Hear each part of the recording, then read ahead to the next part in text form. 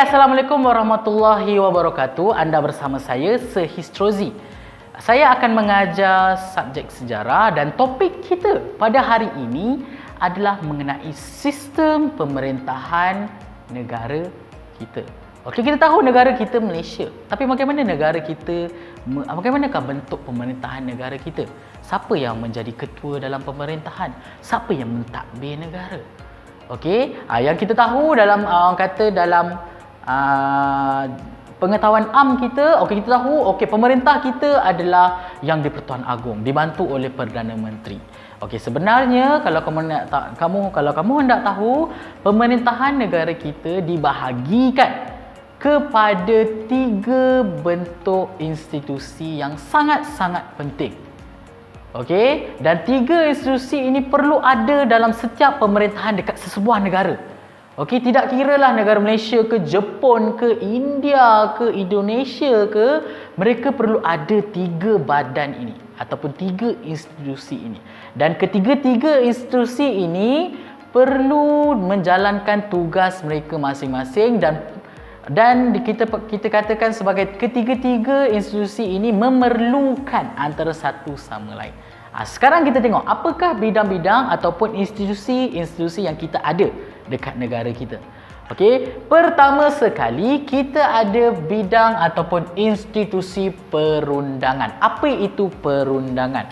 Perundangan adalah kata yang diambil daripada kata dasar undang-undang. Apa itu undang-undang? Undang-undang adalah peraturan. Okey, so bidang perundangan ataupun institusi perundangan ini tugasnya adalah untuk mencipta undang-undang, mewujudkan undang-undang dan menggubal undang-undang. Saya tulis dekat sini untuk kamu lebih nampak. Okey, yang pertama mencipta ataupun gubal undang-undang. Okey, so bidang-bidang institusi perundangan inilah yang bertanggungjawab mencipta undang-undang yang kita ada dekat negara kita. Sangat penting undang-undang ataupun bidang perundangan ini perlu ada dekat sebuah negara. Sebab apa? Sebab dekat mana-mana negara dekat dunia ini tidak ada negara yang tidak ada undang-undang. Okey, sebab apa saya kata macam tu? Sebab ianya akan menjadi mustahil untuk sebuah negara itu menjadi aman tanpa undang-undang. Okey, bayangkan kalau tak ada undang-undang. Okey, confirm akan terjadi pelbagai jenis jenayah. Okey, yang dilakukan oleh penjenayah. Jadi sebab itu kita perlukan orang-orang yang bertanggungjawab mencipta undang-undang supaya kita tahu apa batas-batas yang kita perlu buat sebagai seorang rakyat dekat sesebuah negara, termasuk Malaysia. Jadi kita sekarang nak tengok apakah nama badan tersebut yang mencipta undang-undang, okey, ataupun yang menggubal undang-undang. Badan tersebut kita gelar sebagai Parlimen.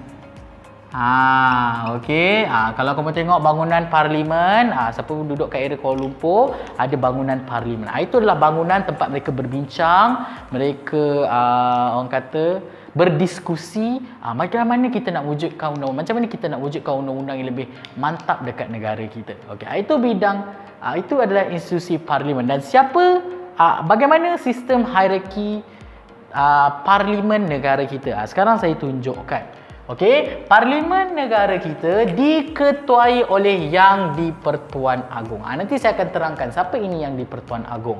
Okey, YDPA.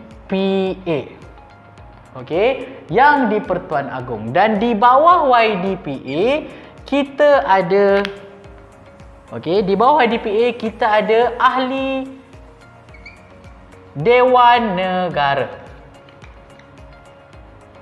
Okey, dan di bawah Dewan Negara kita ada Dewan Rakyat. Ini adalah hierarki parlimen negara kita.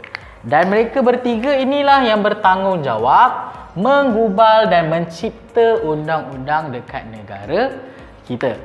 Okey, dapat dekat situ. So ahli Dewan Negara kita panggil sebagai senator. Okey, ahli Dewan Rakyat kita panggil sebagai adun. Okey, bukan kita panggil adun, kita panggil sebagai wakil rakyat. Okey, wakil rakyat. Nanti saya akan terangkan lebih lanjut bila saya terangkan bidang perundangan ni. Okey, so itu adalah badan perundangan. Badan pertama yang sangat penting dalam perundangan, dalam pemerintahan negara kita. Kita pergi kepada badan kedua, iaitu badan kehakiman. Apa ini badan kehakiman? Okey, badan kehakiman, apa itu kehakiman? Okey, kalau tadi kita ada badan perundangan, mereka mencipta undang-undang, menggubal undang-undang. Badan kehakiman pula, tugas mereka adalah mentafsir undang-undang. Apa beza mentafsir dengan menggubal? Ada beza dia. Okey, mentafsir undang-undang. Okey, apa ini mentafsir undang-undang? Kita dah ada undang-undang yang dicipta oleh badan perundangan. Okey, jadi kita dah tahu apa batas-batas kita sebagai seorang rakyat. Okey, kalau duduk rakyat Malaysia, kita boleh buat benda ni. Kita tidak boleh buat benda ni kalau tidak melanggar undang-undang. Tetapi kalau ada orang yang melanggar undang-undang tersebut, macam mana? Kalau ada orang yang melanggar undang-undang tersebut, okey, orang tersebut ataupun individu tersebut perlu menjalani hukuman sebab dia dah melanggar undang-undang. Dan siapa yang perlu menjalankan hukuman ini? Siapa yang perlu menjatuhkan hukuman terhadap pesalah-pesalah ini? Adakah bidang perundangan? Tidak. Okey, institusi yang bertanggungjawab menjatuhkan hukuman terhadap mereka yang melanggar undang-undang adalah bidang kehakiman. Sebab itu kita panggil sebagai mentafsir undang-undang. Okey, undang-undang dah ada, jadi bidang kehakiman ini tafsir. Okey, apa kesalahan-kesalahan dan apa hukuman-hukuman yang perlu dilakukan bila kesalahan ini dilanggari. Kalau kesalahan ini, akta ini, section ini, apa dia punya hukuman. Kalau akta ini, section ini, apa hukuman dia. So itu dalam bidang ataupun institusi kehakiman. Okey, dan institusi kehakiman ini juga kita kelas sebagai, untuk lebih mudah, okey, kalau tadi parlimen, kehakiman kita bagi kelas sebagai mahkamah. Kalau saya sebut mahkamah, kamu lebih senang faham. Mahkamah. Pernah pergi mahkamah, kalau kamu tengok dalam drama-drama, dalam filem-filem, okey, ada hakim. Contoh individu-individu yang bertanggungjawab bekerja dalam bidang kehakiman, yang kita tahu selalunya kita ada hakim. Okey, kita ada peguam. Kita ada pendakwa raya. Okey, dan sebagainya. Mereka-mereka inilah bertanggungjawab, okey, orang kata memastikan negara kita adil.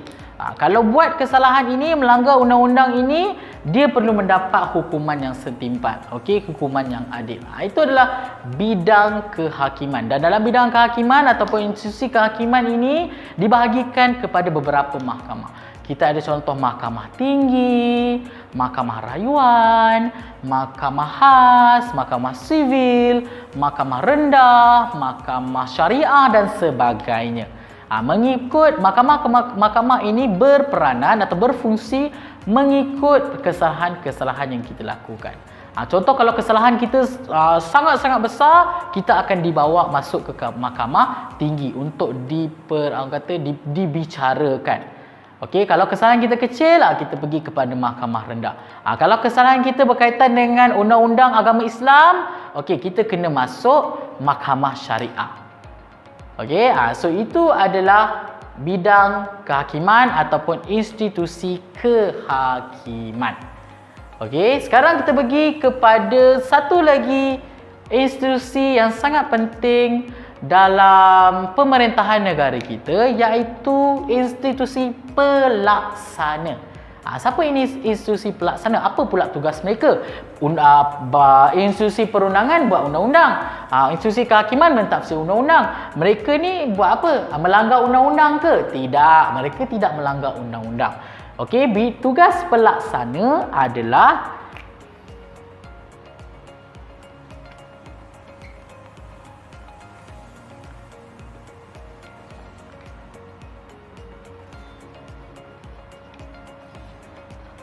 melaksanakan dasar dan pembangunan negara.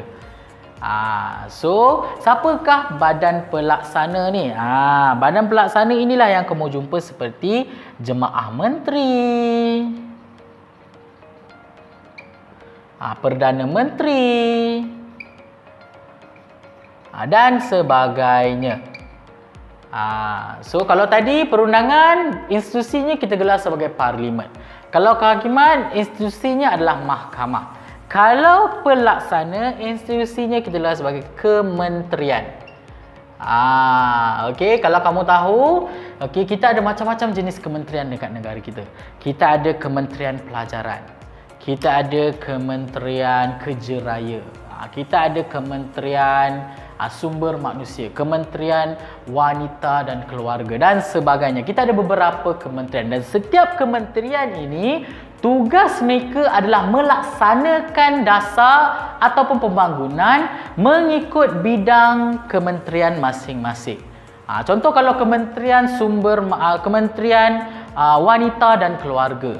Tugasnya adalah menjaga kebajikan wanita. Menjaga kebajikan wanita, menjaga kebajikan keluarga.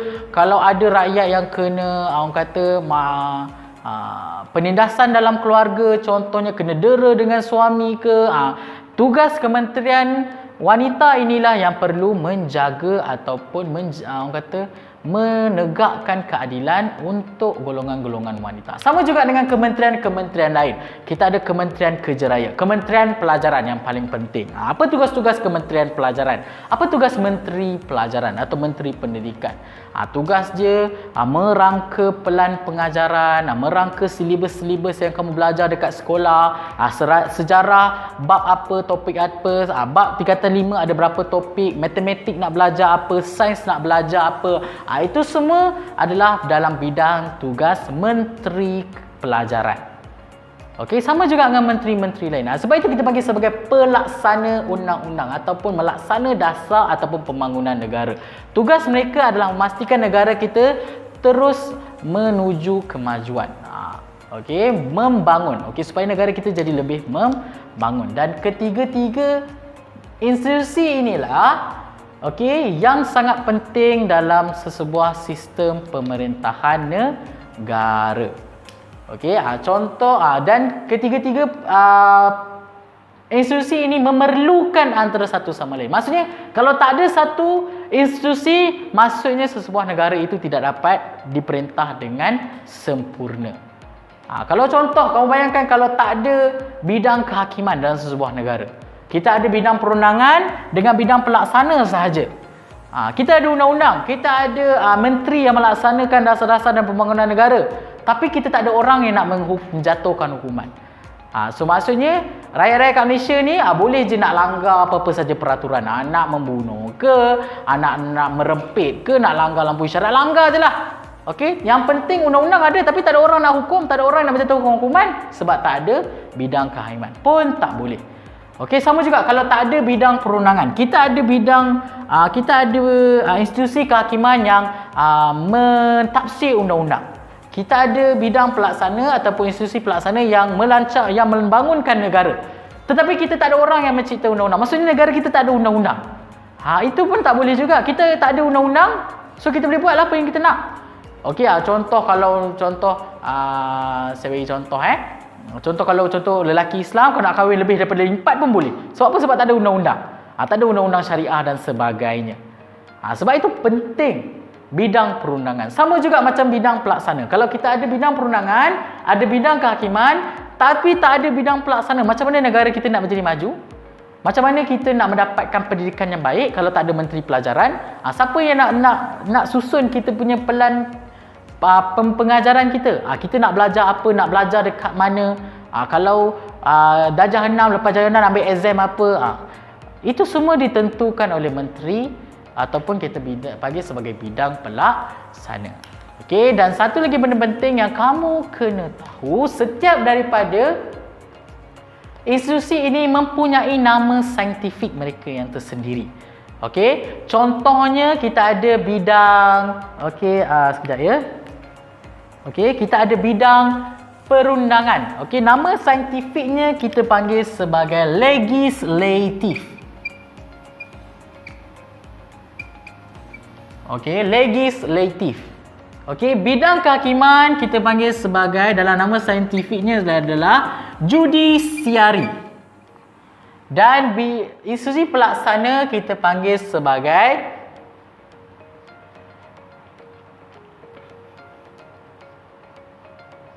eksekutif.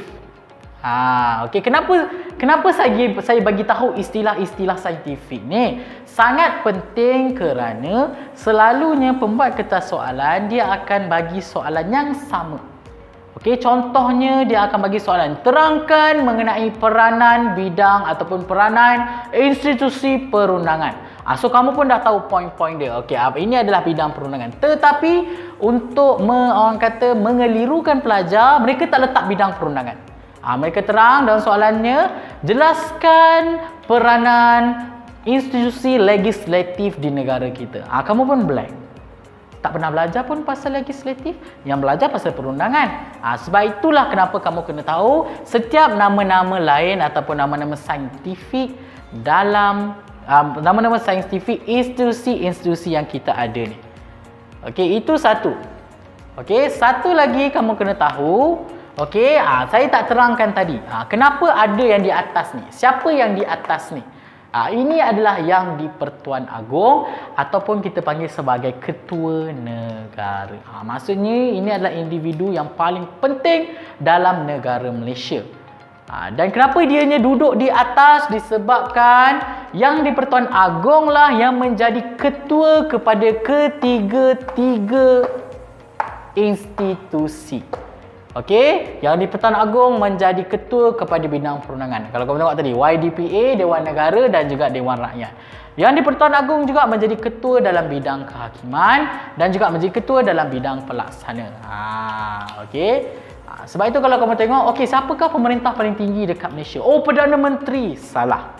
Perdana Menteri dia hanya mengetuai satu institusi sahaja, iaitu institusi eksekutif ataupun pelaksana. Okey?